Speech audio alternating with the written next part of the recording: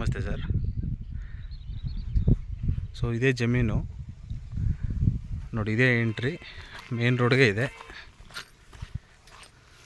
ಒಳ್ಳೆ ಜಮೀನು.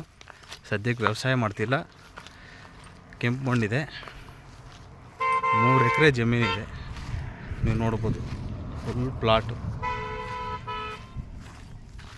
ಒಂದೇ ಲೆವೆಲಲ್ಲಿದೆ.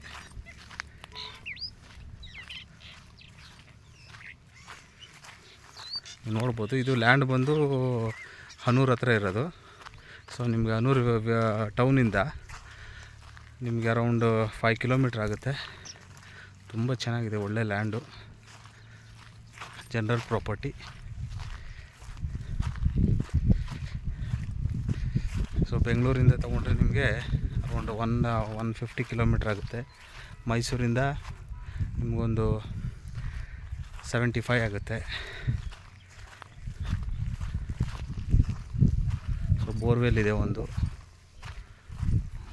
ಒಳ್ಳೆ ಜಮೀನು.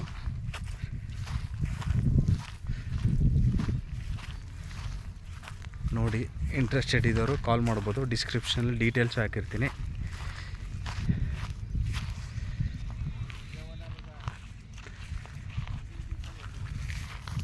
Thank you.